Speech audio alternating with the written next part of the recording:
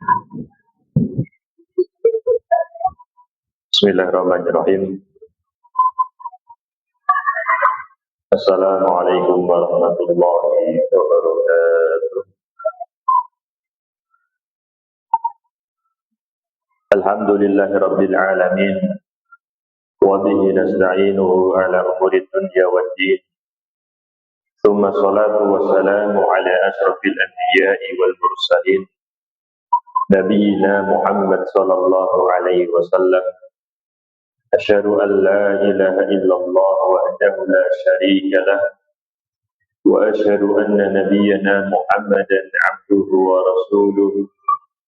Ya ayyuhalladzina amanu taqullaha haqqa tuqatih wa la tamutunna illa wa antum muslimun. Ya ayyuhalladzina amanu taqullaha wa qulu qawlan sadida yuslih lakum a'malakum wa yaghfir lakum dhunubakum wa man yuti'illaha wa rasulahu faqad faza fawzan 'azima. Fa inna asdaqal hadithi kitabullah wa khairal hadyi hadyu nabiyyina Muhammadin sallallahu alaihi wasallam wa syarral umuri muhdatsatuha wa kullu muhdatsatin bid'ah wa kullu bid'atin dhalalah wa kullu dhalalatin fin-nari amma ba'du. Ma'asyiral muslimat, ibu-ibu dan saudari-saudari kaum muslimat yang dirahmati oleh Allah Subhanahu wa taala. Semoga Allah Subhanahu wa taala senantiasa mencurahkan rahmat-Nya untuk kita semuanya. Segala puji bagi Allah Subhanahu wa taala. Salawat beriring salam semoga senantiasa tercurah teruntuk junjungan kita semuanya, baginda Nabi sallallahu alaihi wasallam. Walhamdulillah rabbil alamin. Dan segala pujian milik Allah Subhanahu wa taala. Bagi Allah Subhanahu wa taala segala puji bagi Allah Rabb semesta alam. Salawat serta salam semoga senantiasa tercurah kepada Nabi kita Nabi Muhammad sallallahu alaihi wasallam, demikian pula keluarganya, demikian pula seluruh sahabatnya radhiyallahu ta'ala anhum ajma'in. Jamaah yang dirahmati oleh Allah Subhanahu wa taala, kita sekarang berada di penghujung bulan Sya'ban, yang mana kedatangan Ramadan itu tinggal menunggu beberapa hari. Dan sesungguhnya sampainya seseorang di bulan Ramadan itu adalah nikmat yang demikian agung, yang mengharuskan kita bersyukur kepada Allah Subhanahu wa taala dengan hati, lisan maupun dengan perbuatan. Maka insyaallah di kesempatan yang berbahagia ini, sebelum kita melanjutkan pembahasan fikih khusus kaum muslimah, maka insyaallah di kesempatan yang berbahagia ini kami akan menyampaikan beberapa renungan untuk kaum perempuan di bulan Ramadan. Al-waqfah al-ula, renungan yang pertama adalah bertaubat kembali kepada Allah Subhanahu wa taala, memperbanyak istighfar. Bulan Ramadan adalah kesempatan yang tepat untuk merenungi kekurangan diri kita, untuk senantiasa melakukan muhasabah, introspeksi, menyadari kalau kita adalah Bani Adam yang tidak lepas daripada kesalahan-kesalahan dan kekhilafan-kekhilafan. Allah Subhanahu wa taala mengatakan, "Wa tubu ilallahi jami'a." Bertobatlah kalian semua itu kepada Allah Subhanahu wa taala. Ayyuhal mu'minun, wahai orang-orang yang beriman, la'allakum tuflihun, agar kalian itu bahagia, agar kalian itu beruntung. Di dalam surat An-Nur ayat yang ke-31. Bertaubat kepada Allah Subhanahu wa taala itu adalah sebuah kewajiban. Seseorang menunda-nundanya itu adalah kesalahan. Karena Allah Subhanahu wa taala perintahkan, wa tubu, bertobatlah kalian ilallah, kepada Allah Subhanahu wa taala. Banyak sekali dosa yang kita lakukan. Dan yang bertobat dicintai oleh Allah Subhanahu wa taala. Di dalam surat Al-Baqarah Allah Subhanahu wa taala mengatakan, "Innallaha yuhibbut tawwabin wa yuhibbul mutatahhirin." Sesungguhnya Allah Subhanahu wa taala mencintai orang-orang yang bertaubat.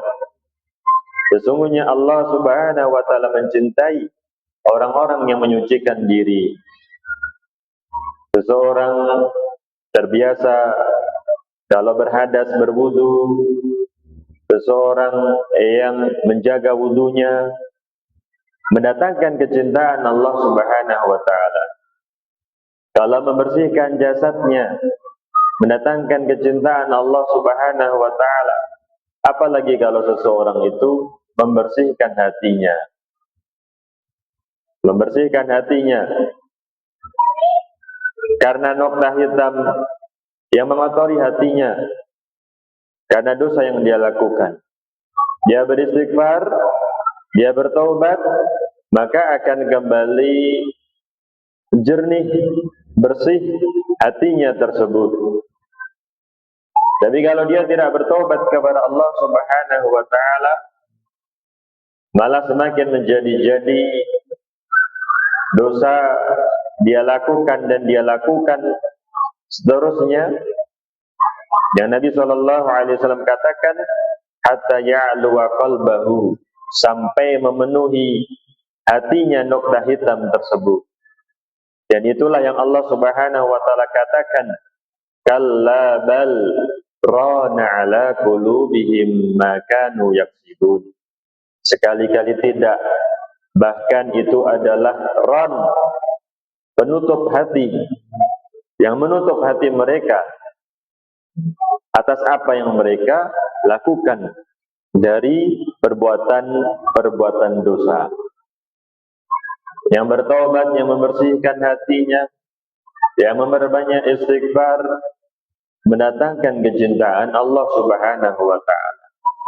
Bila mana Allah Subhanahu wa taala mencintai seorang hamba, maka Allah Subhanahu wa taala akan memberikan kepadanya taufik. Allah Subhanahu wa taala akan senantiasa membimbingnya. Allah Subhanahu wa taala menolongnya. Allah Subhanahu wa taala memudahkan urusan-urusannya. Maka itulah ibu-ibu dan saudari-saudari kaum muslimah yang dirahmati oleh Allah Subhanahu wa taala. Kita berbanyak istighfar, kita bertobat kepada Allah Subhanahu wa taala dari segala dosa dan kemaksiatan. Kita membuka lembaran yang baru di dalam kehidupan yang kita hiasi dengan ketaatan-ketaatan. Kita perindah dengan ketulusan, semakin mendekat kepada Allah Subhanahu wa taala. Tidak ada hari yang berganti kecuali semakin mendekatkan dirinya kepada Allah Subhanahu wa taala. Tapi kenapa masih saja kemudian dia mengisi hari-hari tersebut dengan dengan keburukan, dengan perbuatan yang tidak diridhoi oleh Allah Subhanahu wa taala. Baik itu ucapan-ucapan maupun perbuatan-perbuatan. Kita belajar, kita menuntut ilmu. Kita berharap agar kita senantiasa berada di dalam bimbingan Allah Subhanahu wa taala. Karena kalau orang itu tidak pernah belajar, maka dia tidak akan mengerti apa yang dia ucapkan. Dia tidak mengerti ucapan-ucapan yang baik. Dia tidak mengetahui ucapan-ucapan yang buruk. Demikian pula kalau tidak belajar, dia tidak mengerti perbuatan-perbuatan yang wajib untuk dilakukan, perbuatan-perbuatan yang dianjurkan untuk dilakukan.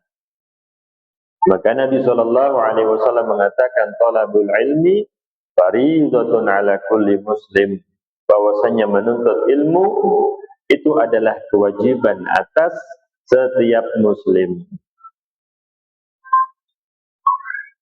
Kita introspeksi, kita bermuhasabah sebelum kelak betul-betul dihisab oleh Allah Subhanahu wa taala fi yaumil hisab, di hari perhitungan.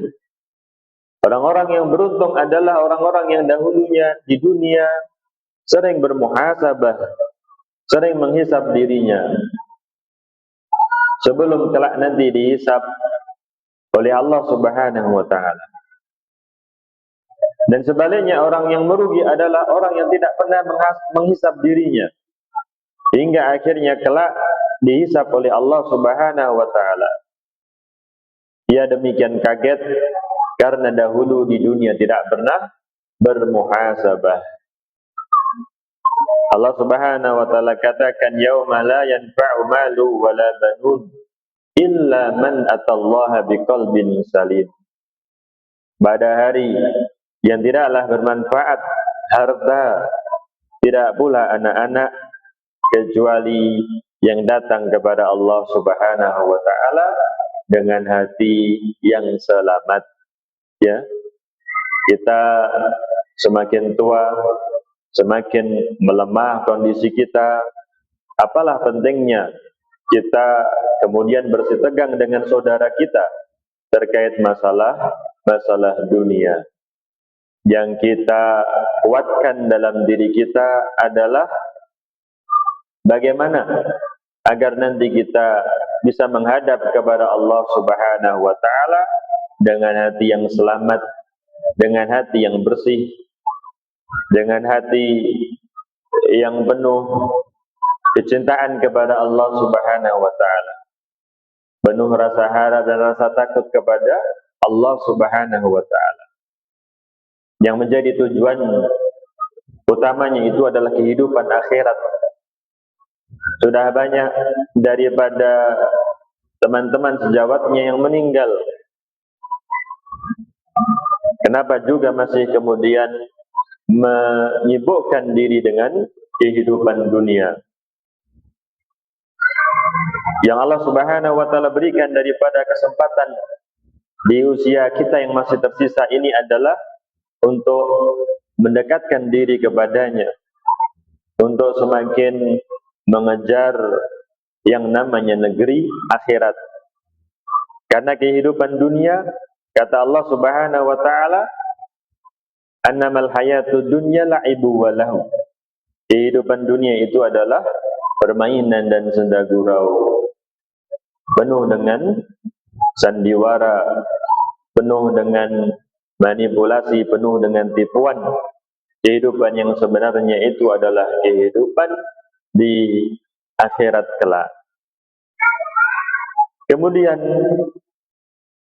ibu-ibu dan saudari-saudari kaum muslimah yang dirahmati oleh Allah Subhanahu wa taala, renungan yang kedua, mengatur waktu, menghindari berlebihan di dalam memasak. Sebagian kaum muslimah itu mengira bahwasannya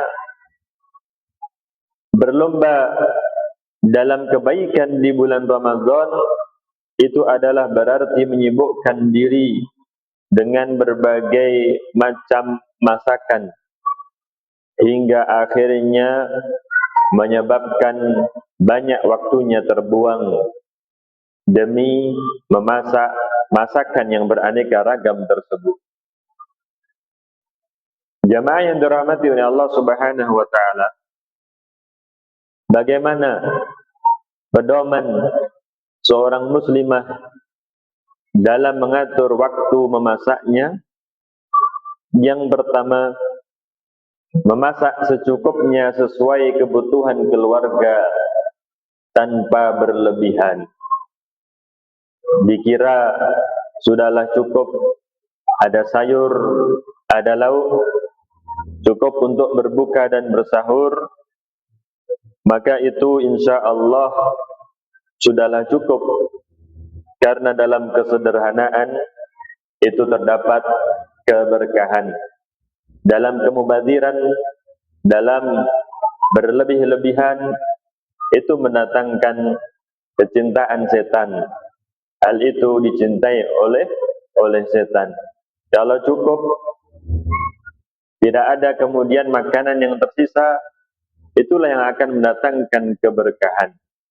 Keberkahan yang menyelimuti, yang datang ke rumah kita, kehidupan yang diisi dengan kedamaian dan ketenangan karena keberkahan yang telah masuk ke dalam rumah tersebut. Seperti yang kita ketahui, innal mubadzirina kanu ikhwana syayatin. Allah Subhanahu wa taala mengatakan bahwasanya yang melakukan kemubadziran itu adalah saudara-saudaranya setan. Kalau murah kemudian cukup habis, walhamdulillah. Ataupun juga katakanlah tidak murah tapi habis, walhamdulillah. Baik daripada kemudian murah tapi ternyata mubazir, tidak habis, hingga akhirnya menjadi temannya setan. Kemudian yang kedua, jamaah yang dirahmati oleh Allah Subhanahu wa taala, senantiasa menghadirkan ke dalam hati memasak itu sebagai bentuk ibadah kepada Allah Subhanahu wa taala. Ini namanya berikhtisab. Kalau seseorang itu memasak, kalau seseorang itu katakanlah belanja, jangan lupa dihadirkan ke dalam hatinya kalau dirinya sedang beribadah kepada Allah Subhanahu wa taala. Kalaupun setelah itu lelah, kecapean, maka dia tidak mengeluh, karena itu adalah bentuk ibadah kepada Allah Subhanahu wa taala. Daripada tidak capek tapi tidak mendapatkan apa-apa. Seseorang yang menggunakan raganya di jalan Allah Subhanahu wa taala, tapi kemudian ditimpa sesuatu, maka tidak kemudian sesuatu tersebut itu disesali. Orang yang pergi berperang hingga akhirnya katakanlah ada anggota tubuhnya yang sudah tidak sempurna lagi, maka di hadapan manusia itu ketidaksempurnaan, tapi di hadapan Allah Subhanahu wa taala itu adalah sebuah kesempurnaan. Orang yang berpuasa mulutnya itu bau, tapi di sisi Allah Subhanahu wa taala lebih wangi daripada kasturi. Ya. Itulah yang seharusnya disadari oleh seorang hamba, bahwasanya apa yang dia lakukan untuk Allah Subhanahu wa taala, dia tidak akan pernah menyesalinya. Dia menyesali karena mungkin memiliki niat yang buruk agar mendapatkan pujian manusia, agar manusia membalas kebaikannya, hingga akhirnya ternyata dia tidak mendapatkannya, hingga akhirnya dia menyesalinya. Bagi orang yang mengerjakan sesuatu karena Allah Subhanahu wa taala, maka akan sama baginya pujian dan celaan manusia. Kalaupun manusia memuji, walhamdulillah. Kalaupun manusia itu mencela, tidak memudaratkannya. Karena yang dia inginkan, yang dia harapkan itu adalah ganjaran dari Allah Subhanahu wa taala. Seorang istri sudah capek belanja dan memasak, tapi kemudian tidak dimakan oleh suaminya, tapi kemudian suaminya itu buru-buru berangkat kerja, maka dia tidak akan marah, karena yang diharapkan adalah apresiasi dari Allah Subhanahu wa taala, bukan apresiasi daripada suaminya tersebut. Karena memang dari awal yang diharapkan adalah ridho Allah Subhanahu wa taala.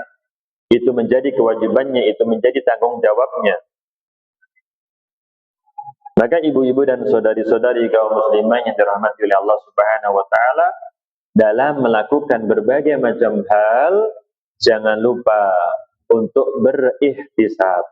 Ihtisab itu apa? Ihtisab itu berharap ganjaran dari Allah Subhanahu wa taala, agar tidak sia-sia peluh keringat yang bercucuran tersebut, agar tidak sia-sia dirinya belanja, dirinya meluangkan waktu, dirinya menghabiskan uang, kalau kemudian pergi menguap begitu saja tanpa mendapatkan ganjaran dari Allah Subhanahu wa taala. Demikian pula ketika mendidik anak-anak, ya, jangan lupa untuk kemudian berikhtisab, melakukan hal itu, karena memang Allah Subhanahu wa taala perintahkan, yusikumullahu fi auladikum. Allah berwasiat kepada kalian terhadap anak-anak kalian, tanggung jawab kalian untuk merawat, menjaga mereka, membimbing mereka. Yang ada dalam niatannya adalah begitu, karena memang Allah Ta'ala perintahkan, bukan kemudian mengharapkan agar kelak anak-anak itu balas budi kepadanya. Ini tentunya yang diharapkan adalah balasan dari manusia, bukan balasan dari Allah Subhanahu wa taala. Kalau dia mengharapkan balasan dari manusia, maka siap-siaplah untuk kemudian kecewa. Ternyata ada anak yang kurang berbakti, ternyata ada anaknya yang nakal, wa na'udzubillah, hingga akhirnya dirinya tidak bahagia dan kecewa. Tapi kalau kemudian niatannya dahulu itu dia merawat anaknya karena memang berharap ganjaran dari Allah Subhanahu wa taala, maka tidak perlu ada yang disesali, karena sudah tetap ganjarannya di sisi Allah Subhanahu wa taala atas waktu-waktu yang telah berlalu tersebut bertahun-tahun, hingga akhirnya anak tersebut sudah mandiri, bertahun-tahun dirinya itu memperhatikan, menjaga, membimbing, tidak akan pergi menguap begitu saja waktu-waktunya, tenaganya, materi yang dia keluarkan untuk anak-anaknya tersebut. Kehidupan ini demikian pendek, jangan kemudian kita lebih memperpendeknya lagi dengan berbagai macam perbuatan dosa ataupun amalan-amalan yang tidak dilakukan dengan penuh keikhlasan. Maka ketika seorang perempuan itu memasak, maka hendaknya hadir ke dalam hatinya kalau dirinya itu sedang beribadah kepada Allah Subhanahu wa taala, melayani suaminya, anak-anaknya, orang tuanya, menyediakan makanan untuk orang yang berpuasa. Mungkin ada lebih daripada rezeki yang Allah Subhanahu wa taala berikan, ada makanan yang lebih, hingga akhirnya dia berikan kepada orang lain. Dia letakkan, dia taruh di masjid, ada yang kemudian nanti akan memakannya. Kemudian yang ketiga, jamaah yang dirahmati oleh Allah Subhanahu wa taala, mengisi waktu memasak dengan mendengarkan bacaan Al-Quran. Al-mustami' ajruhu ka ajri al-qari'. Dikatakan itu apa? Yang mendengarkan Al-Quran pahalanya seperti pahala yang membacanya. Jangan lupa ketika memasak untuk mendengarkan bacaan Al-Quran ataupun memurajaah hafalan sambil memasak, membaca surat An-Naba, ya. Ketika memasak, mengulang-ulang surat yang dia hafal tersebut. Walaupun demikian sedang sibuk, tapi mendapatkan manfaat, mendapatkan ganjaran yang berlipat padahal sedang sibuk-sibuknya.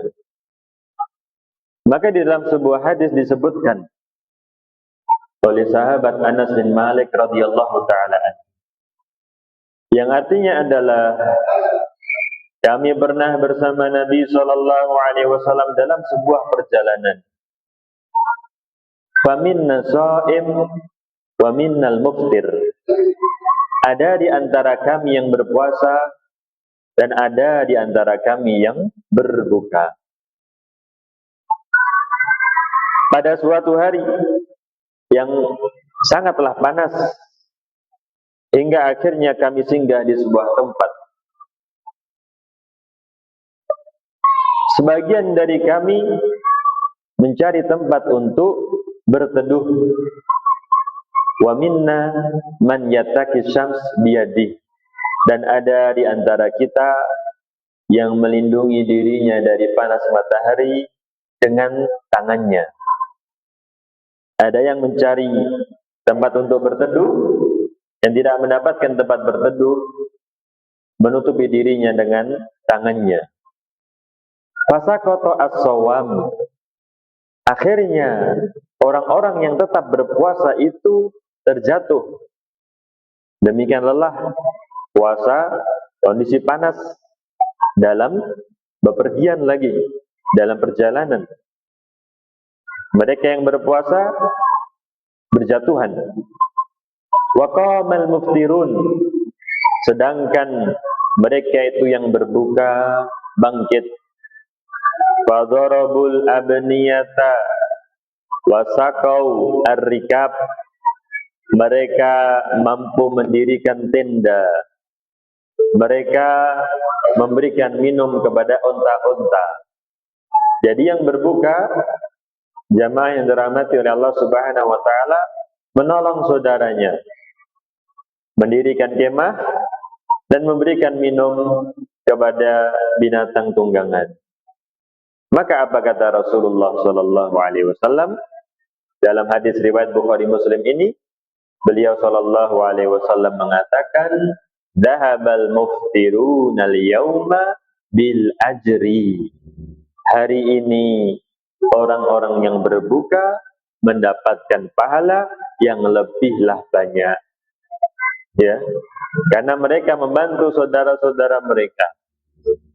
Demikian pula kaum perempuan membantu suaminya, membantu anak-anaknya, membantu orang tuanya, membantu tetangga-tetangganya, saudara-saudaranya.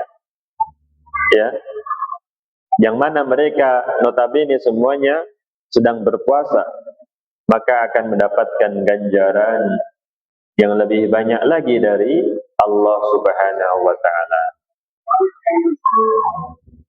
Itulah ibu-ibu dan saudari-saudari kaum muslimin yang dirahmati oleh Allah Subhanahu wa taala, renungan yang kedua. Renungan yang ketiga, menghidupkan malam dengan ibadah. Jangan sampai kemudian kesibukan seorang perempuan di siang hari membuatnya kehilangan kesempatan untuk menghidupkan malam. Karena beralasan apa? Beralasan sudah lelah di waktu pagi atau di waktu siang atau di waktu sore menyiapkan hidangan untuk berbuka tersebut, hingga akhirnya malamnya dia habiskan untuk hanya beristirahat. Padahal Rasulullah sallallahu alaihi wasallam bersabda, Man qama ramadhana imanan wa ihtisaban. Barang siapa yang melakukan qiyam Ramadan secara iman, dia mengimaninya, berihtisab, berharap pahala dari Allah, ghufira lahu ma taqaddama min dzanbihi, maka akan diampuni dosa-dosanya yang telah lalu. Mendirikan, melakukan qiyam Ramadan.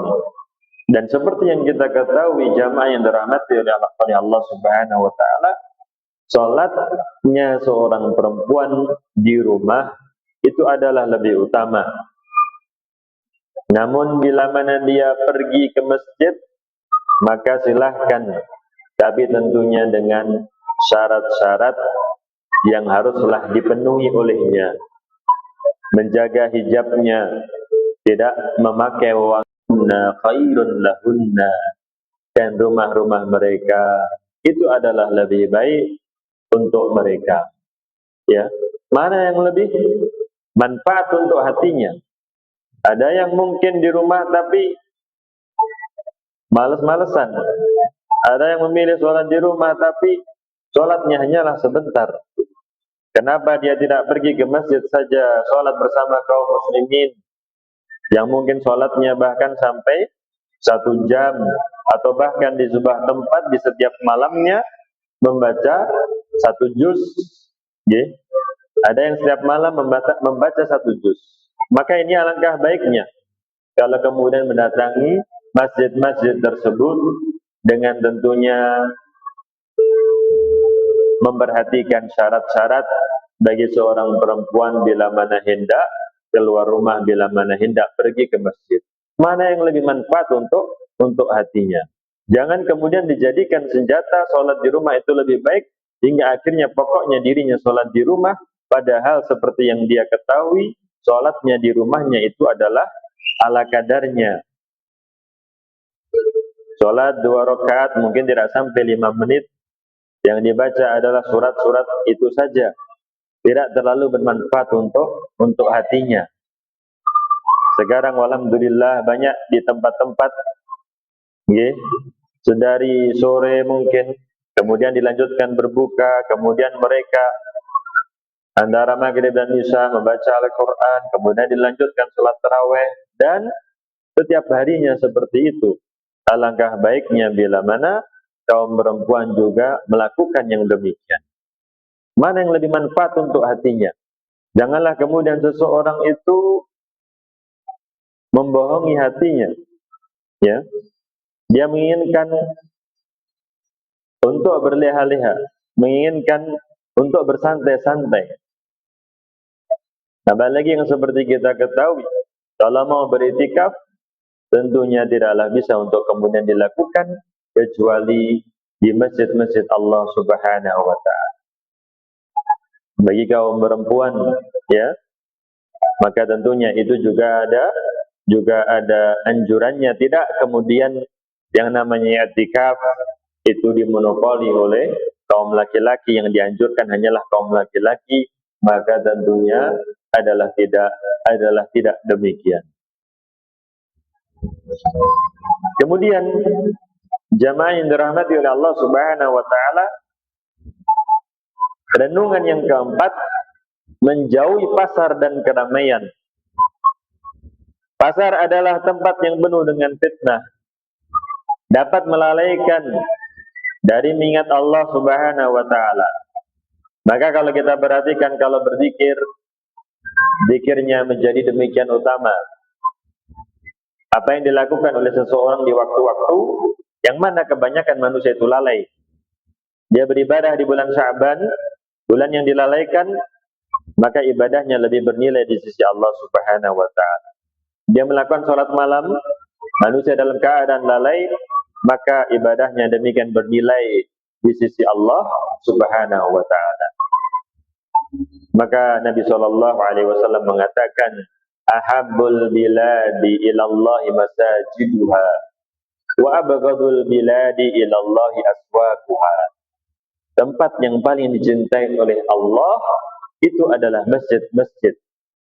tempat yang paling dibenci oleh Allah itu adalah pasar-pasar. Kemudian renungan yang kelima, jamaah yang dirahmati oleh Allah Subhanahu wa taala. Semoga Allah Subhanahu wa taala menganugerahkan kita yaitu umrah di bulan Ramadan. Jangan lupa menanamkan, menghadirkan niat akan hal itu. Katanya Imam Ahmad kepada anaknya, inwi al-khair fa innaka la tazalu bi khairin ma nawaital khaira. Wahai anakku, niatkanlah kebaikan. Engkau akan senantiasa berada dalam kebaikan selama engkau berniat kebaikan tersebut. Siapa yang mengira kalau kemudian dirinya mendapatkan kesempatan itu? Allah Subhanahu wa taala Maha Kuasa. Tidak ada yang mustahil bagi Allah Subhanahu wa taala. Bagaimanapun kondisinya sekarang ini, bagaimanapun kondisinya saat ini, ya, jangan lupa untuk kemudian kita hadirkan ke dalam hati kita keinginan kebaikan-kebaikan. Bisa jadi datang suatu hari di mana Allah Subhanahu wa taala merealisasikan keinginan atau harapan kita itu. Pengen untuk menghafal juz amma, hingga akhirnya datanglah waktu kesempatan untuk menghafal, hingga akhirnya dirinya hafal juz amma dan bertambah hafalannya. Ada pendosa yang mana dalam hatinya itu ada niatan kebaikan, bertobat kepada Allah Subhanahu wa taala. Ternyata kemudian tibalah suatu hari dirinya bertobat kepada Allah Subhanahu wa taala, meninggalkan dosa-dosanya, padahal dia adalah seorang pendosa. Demikian banyak dosa yang dia lakukan. Jangan lupa untuk menghadirkan niat kebaikan dalam diri kita. Rasulullah sallallahu alaihi wasallam bersabda kepada seorang wanita dari kaum Ansar. Nabi sallallahu alaihi wasallam mengatakan, "Idza jaa Ramadan fa'tamiri." Bila mana datang bulan Ramadan, berumrahlah.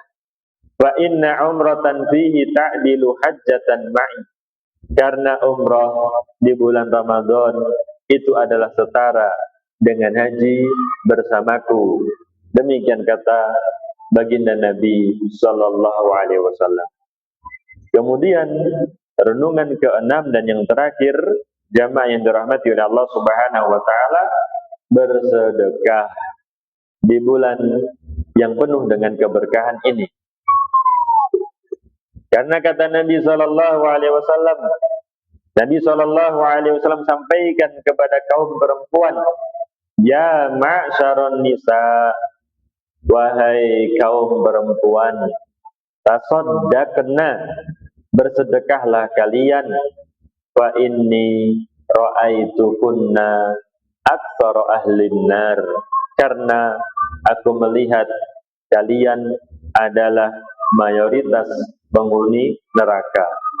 Nabi sallallahu alaihi wasallam menyampaikan demikian, dan Nabi sallallahu alaihi wasallam menjelaskan di antara cara yang bisa menyelamatkan seorang wanita itu adalah bersedekah. Ya. Bersedekah tidaklah harus banyak. Bersedekah tidaklah harus dengan sesuatu yang berharga. Allah Subhanahu wa taala Maha Kaya. Yang penting ikhlas, yang penting dia memberikan, mengharapkan ganjaran dari Allah Subhanahu wa taala. Walaupun dengan sebutir biji kurma. Maka Nabi sallallahu alaihi wasallam mengatakan, ittaqin nar walau bisyik tamrah. Takutlah kalian itu akan neraka walaupun dengan sebutir kurma. Walaupun dengan sebutir kurma. Janganlah dia menganggap kalau itu adalah amalan yang remeh bila mana dia itu melakukannya demi mengharap ganjaran dari Allah Subhanahu wa taala. Niscaya Allah Subhanahu wa taala akan mengembangkan, niscaya Allah Subhanahu wa taala akan menjadikan semakin banyak. Kemudian ibu-ibu dan saudari-saudari kaum muslimah yang dirahmati oleh Allah Subhanahu wa taala, kita kembali lagi setelah tadi 6 renungan ya. Kita kembali kepada pembahasan fikih khusus teruntuk kaum perempuan. Dan kemarin yang terakhir kita bahas adalah bab asyam, bab puasa. Kita sampaikan di sini al-a'dzar, udzur-udzur yang mana menjadikan seorang perempuan itu tidak berpuasa. Yang pertama udzur itu adalah al-haidu wan nifas, haid dan nifas. Bahkan haram bagi kaum perempuan untuk tetap berpuasa ketika haid dan nifas.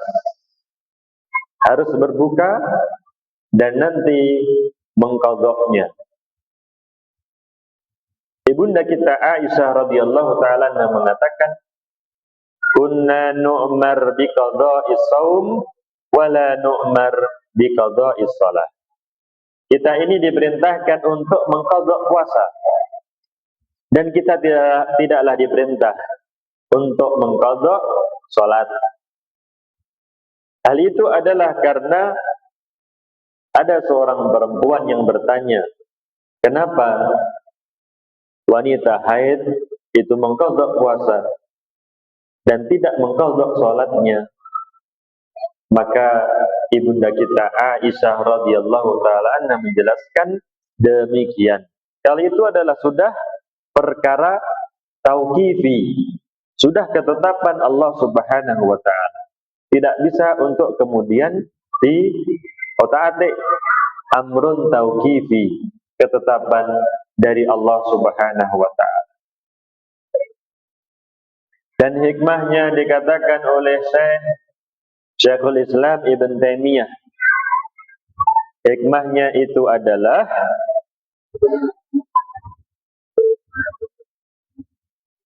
bahwasannya seorang perempuan itu berpuasa ketika kondisinya itu seimbang, tidak ada darah yang keluar.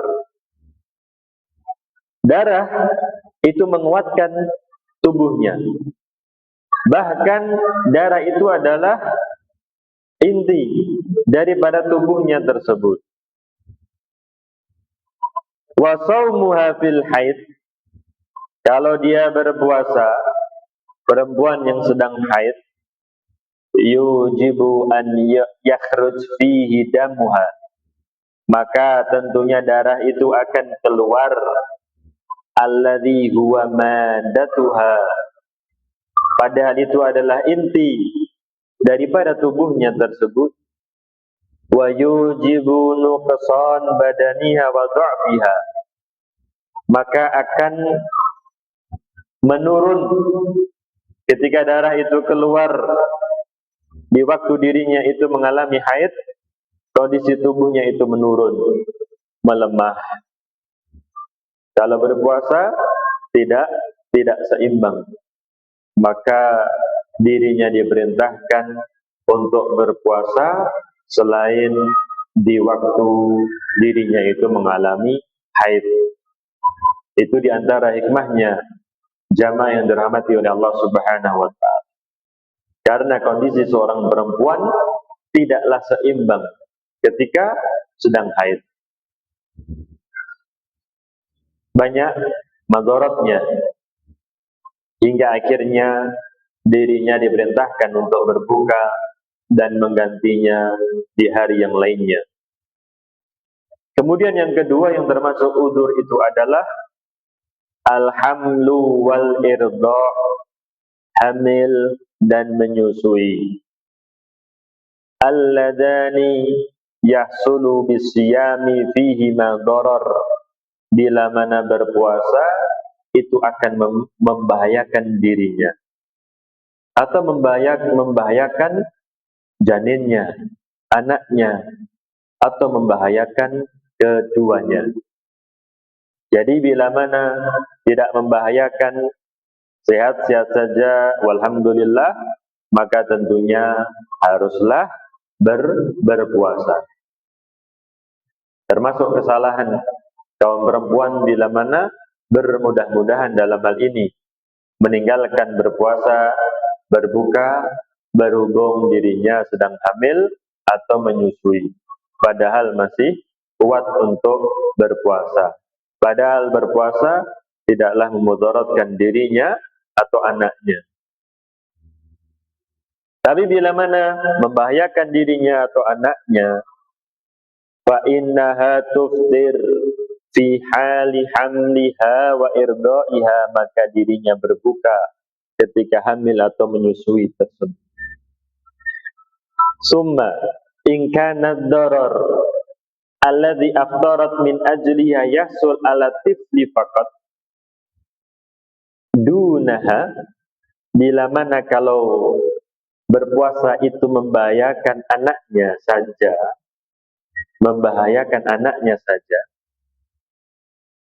dia berbuka akhirnya, karena kalau berpuasa membahayakan anaknya saja, wa innaha taqdi ma aftarathu wa tut'im kulla yaumin miskina. Kata Syekh Shalih Al-Fauzan hafizahullah, maka dirinya mengqadha dan dirinya membayar fidyah, dirinya memberi makan satu orang miskin untuk setiap hari yang dia tinggalkan tersebut. Kalau mengkhawatirkan anaknya, kalau bila berpuasa membahayakan anaknya saja, selain mengqadha, katakanlah dia meninggalkan 5 hari, selain mengqadha juga dia memberikan 5 makanan untuk orang miskin. Wa in kana ad-darar 'alaiha, bila mana bahaya itu kepadanya, membahayakan dirinya saja, fa innahu yakfi minhal qadha, maka cukup mengqadha. Membahayakan dirinya saja, maka mengqadha. Wa dzalika lidukhulil hamil wal murdi, karena hal itu adalah termasuk ke dalam firman Allah Subhanahu wa taala, mencakup di dalamnya itu perempuan yang hamil ataupun yang menyusui, masuk ke dalam firman Allah Subhanahu wa taala, wa 'alal ladzina yutiqunahu fidyatun ta'amu miskin. Dan bagi yang berat untuk berpuasa maka membayar fidyah, memberikan makan kepada seorang miskin. Berkata Al-Hafidz Ibnu Katsir rahimahullah, wa mimma yultahaq bihadzal ma'na al-hamil wal murdi', yang disamakan pula dengan hal ini adalah perempuan yang sedang hamil dan yang menyusui. Idza khafata ala anfusihima au ala waladaihima, bila mana dia itu khawatir terhadap diri keduanya atau juga terhadap anak-anaknya, ya. Jadi kalau khawatir itu terhadap anaknya saja, qadha dan membayar fidyah. Tapi bila mana dia mengkhawatirkan dirinya, maka qadha saja. Bila mana mengkhawatirkan dirinya dan anaknya, maka membayar qadha, maka mengqadha saja, membayar hutang puasanya saja. Yang berbeda adalah bila hanya kekhawatiran itu ada pada anaknya, selain daripada mengqadha, dirinya membayar fidyah. Wallahu taala a'lam. Berkata Syekhul Islam Ibn Taimiyah, in kanatil hamil takhaf ala janiniha. Beliau Ibn Taimiyah rahimahullah mengatakan, bila mana yang hamil itu khawatir atas janinnya, fa innaha tuftir, maka dia berbuka. Wa taqdi an kulli yaumin yauman, dia mengqadha. Wa tud'im an kulli yaumin miskina bitlan min khubz, maka dia mengqadha setiap hari yang dia tinggalkan dan dia memberikan makan kepada seorang miskin untuk setiap hari yang dia tinggalkan. Kalau beliau mengatakan betelan min khubzin, 1 ritel 400 gram roti, ya, atau makanan, pokoknya untuk seorang miskin untuk 1 hari yang dia tinggalkan. Itulah jamaah yang dirahmati oleh Allah Subhanahu wa taala berkaitan tentang uzur bagi seseorang yang tidak berpuasa. Haid, nifas, hamil, menyusui. Adapun darah istihadhah, maka seseorang adalah tetap mengerjakan puasa, tidak boleh untuk berbuka. Darah istihadhah karena terjadi sepanjang waktu, tidak ada waktu khususnya darah istihadhah tersebut. Seperti hukumnya adalah seperti muntah, seperti luka, seperti pula bisul, ya, yang mungkin keluar nanah darah, seperti pula al-ihtilam, mimpi basah, yang mana itu adalah di luar kehendak, di luar kendali seorang manusia, maka dirinya tetap melanjutkan puasanya dan tidak berbuka. Kemudian yang diberikan peringatan pula oleh beliau hafizahullah, beliau mengatakan wajib atas perempuan yang haid, demikian pula yang hamil, yang menyusui, bila mana berbuka untuk mengqadha hari-hari yang telah dia tinggalkan di bulan Ramadan sebelum datangnya Ramadan yang akan datang. Bersegera membayar hutang Ramadannya itu adalah lebih afdal. Bila mana tidak tersisa dari bulan Sya'ban kecuali sejumlah hari yang mana dahulu dia tidak berpuasa di bulan Ramadan, maka wajib dia berpuasa. Kalau katakanlah dia memiliki hutang 2 hari, sampai hari ini belum dia bayar, maka wajib baginya untuk berpuasa. Besok wajib, demikian pula hari Jumat wajib untuk berpuasa. Bukan sunnah, bukan dianjurkan untuk menyegerakan, karena sudah tinggal 2 hari sesuai dengan hutangnya. Agar tidak masuk Ramadan yang baru sedangkan dia masihlah memiliki hutang puasa. Bila mana dirinya masihlah memiliki hutang, dia belumlah membayarnya, hingga akhirnya masuk Ramadan yang baru, dia tidak memiliki udzur. Kenapa hingga sekarang, hingga datangnya Ramadan itu belum membayar? Dia tidak memiliki udzur, maka selain daripada mengqadha, juga dia memberikan makan. Kalau memiliki hutang 10 hari, sampai hari ini belum dia bayar, maka besok wajib berpuasa, hari Jumat wajib berpuasa, ternyata masih punya hutang 8 hari, maka nanti selepas Ramadan selain daripada mengqadha, juga dia memberikan 8 makanan untuk orang miskin. Untuk 1 orang atau untuk 8 orang sekaligus. Tapi bila mana ada udzur, selama 1 tahun penuh ini ada udzur, hingga akhirnya dirinya tidak memiliki kemampuan untuk mengqadha, maka hanya mengqadha saja. Maka hanya mengqadha saja. Itulah perbedaannya, jamaah yang dirahmati oleh Allah Subhanahu wa taala.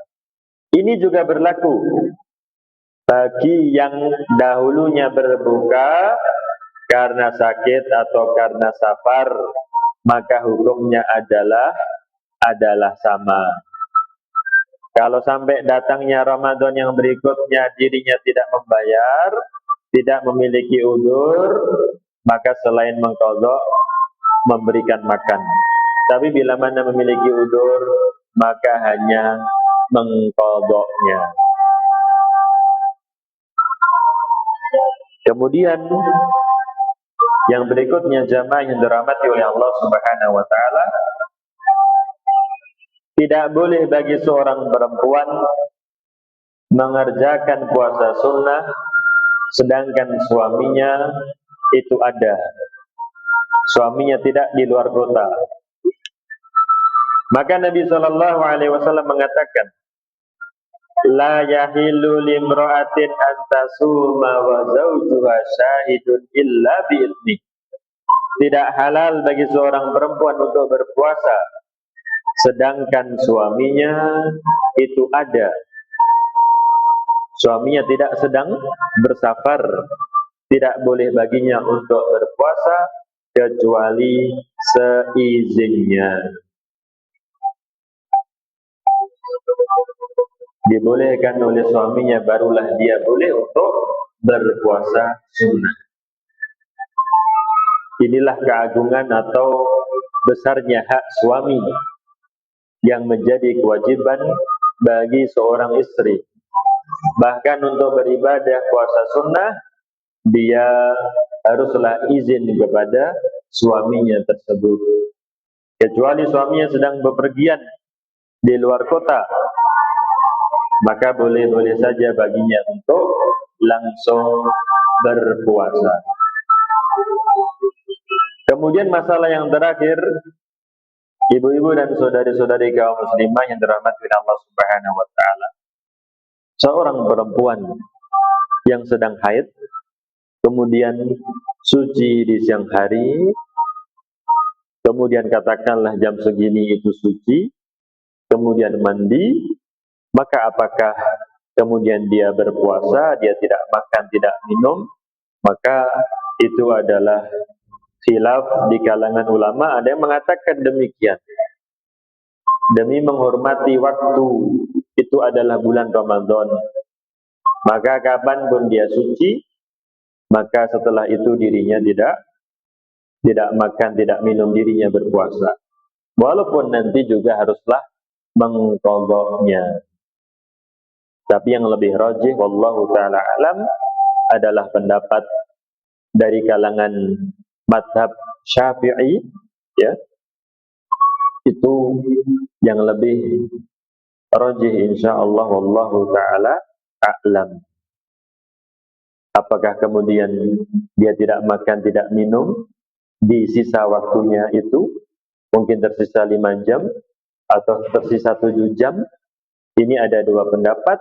Yang lebih rajih insyaallah pendapat dari kalangan Malikiyah dan Syafi'iyah, yaitu tidak wajib untuk menahan diri dari makan ataupun minum, dan itulah yang dipilih oleh Syekh Muhammad bin Shalih Al-Utsaimin rahimahullahu ta'ala. Tapi tentunya juga kemudian makan, minum, ya, mungkin di tempat yang tidak dilihat oleh anak-anaknya. Karena anak-anak mungkin belumlah tahu akan hal tersebut.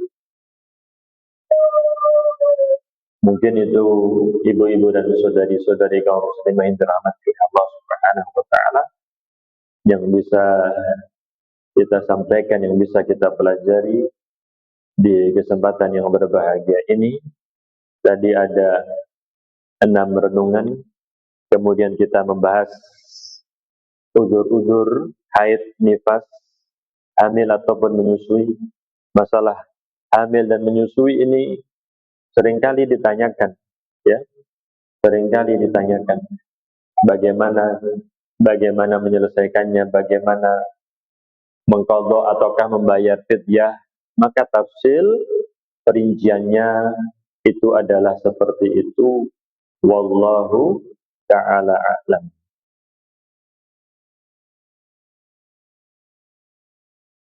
Kalau mungkin ada pertanyaan, ada tambahan, dipersilahkan.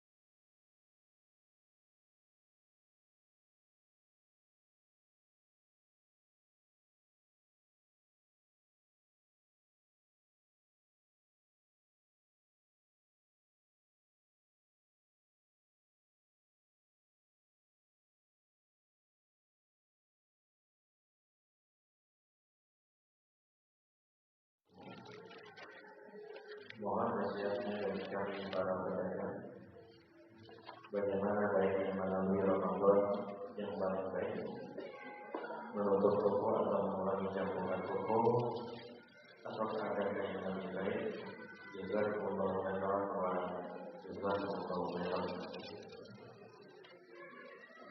Bagi seorang muslim, seperti kita katakan adalah bahwasanya bulan Ramadan adalah bulan yang demikian mulia, detik-detiknya, menit-menitnya itu adalah waktu yang demikian berharga. Kalau memang kemudian dirinya bisa fokus untuk beribadah kepada Allah Subhanahu wa taala, alhamdulillah katakanlah tidak kekurangan rezeki sudah cukup, maka alangkah baiknya bila mana kemudian fokus untuk beribadah kepada Allah Subhanahu wa taala. Walaupun katakanlah kemudian omsetnya akhirnya menurun di bulan tersebut. Yang penting pahalanya ganjaran di sisi Allah Subhanahu wa taala. Kalau memang sudah berkecukupan, alhamdulillah. Tapi kalau masih banyak kebutuhan, ya, masih banyak keperluan, ya maka silakan untuk tetap kemudian membuka tokonya tersebut. Kecuali mungkin di waktu malam, ya, karena waktu malam bagaimanapun banyak ibadah yang bisa dikerjakan oleh seseorang.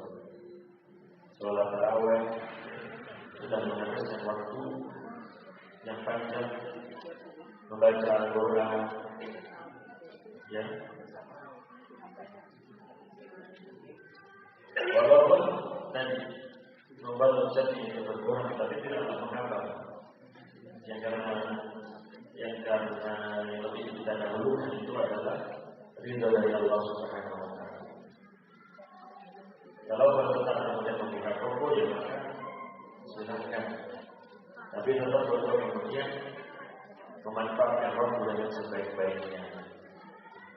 Seperti tadi, memasak, dia tetap mengambil kesempatan dalam memasak tersebut, mendengarkan Al-Quran, murattal, ya, membaca hafalan, apalagi yang mungkin menunggu dia duduk bisa membaca Al-Quran, baca Al-Quran dan membaca Al-Quran, bisa menghafalnya, ya.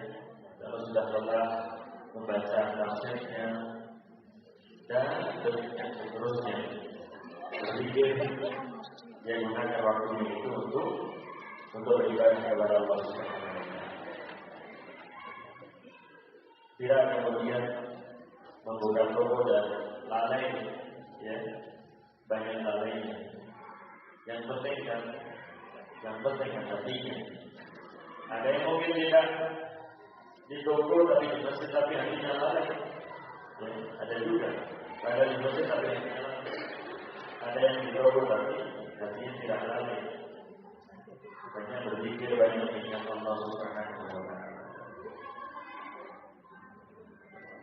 Maka itu sedikit saran dari kami. Wallahu ta'ala wa jazakumullah. Jangankan di bulan Ramadan, di bulan Sya'ban mereka sudah menutup tokonya dan mengatakan syahrul Qur'an ini adalah bulan para pembaca Al-Quran. Kalau kita memiliki keimanan yang seperti itu, maka masya Allah. Jadi kalau belum sampai pada derajat yang seperti itu, kita tetap senantiasa berusaha tidak meninggalkan semuanya. Kita melakukan semampu kita sembari senantiasa meminta taufik, meminta kecukupan dari Allah Subhanahu wa Ta'ala. Allahumma inna nas'aluka huda wa tuqa wal afaf wal ghina.